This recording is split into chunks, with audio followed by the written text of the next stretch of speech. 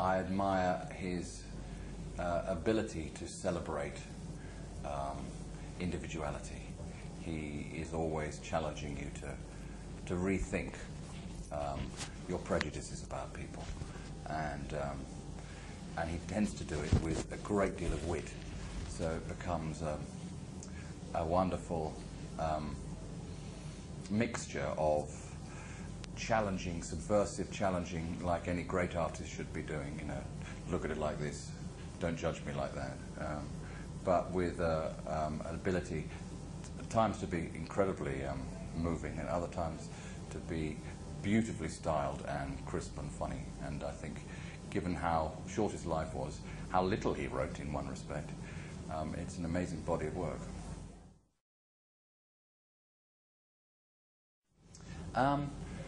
It was hard in physical terms, in that we don't have much of that London left, even in the last 10 years, even since I did my last Oscar Wilde, that many of the buildings have gone and are harder to film in. But at the same time, CGI has become much more available to us and much cheaper and more successful at rendering it in an incredible way. And I suppose it's hard, yeah, but it's also the fun. You know.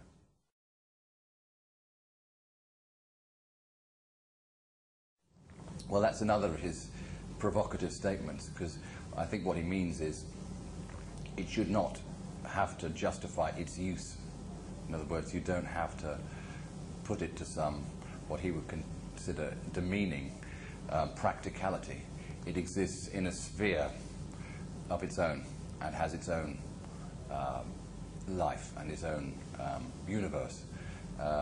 So I think he's teasing us, and I agree with that.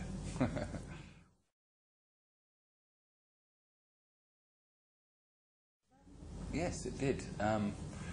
Clive is a dear old friend, and I spoke to him in the making of it too, and to get his thoughts on some of the script, and but also his influence from when I was young. I blame him for ruining my education, actually, because I'd left school and gone to university, gone to Cambridge University, but in my year off I'd met Clive, and I completely fell in love with his work. He was writing these fantastic plays, so I ditched my university after 5 weeks, and in a way ran off to join the circus, which was Clive Barker, and spent several years doing his plays and working very closely.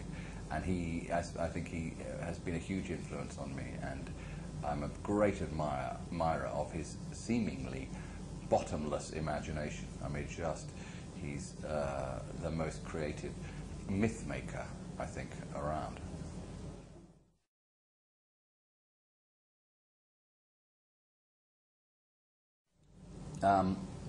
I suppose this was a combination. It's not out-and-out horror, in that Clive is creating a world which is peopled richly with supernatural characters.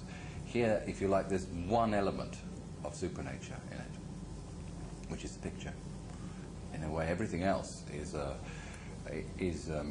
high society in Victorian times, and so one has to create, if you like, the reality of that world very particularly, and then find a way of fusing it with this supernatural.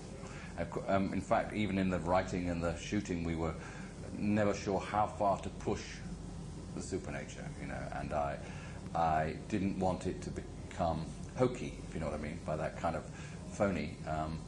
So I wanted it to count and matter to the individuals who are connecting with it, and there's quite a lot of discipline in that, because it's easy to use effects that are more shocking, I suppose. So it was about creating the right tone between the world of reality in the Victorian society and this intrusion from the outside of supernature.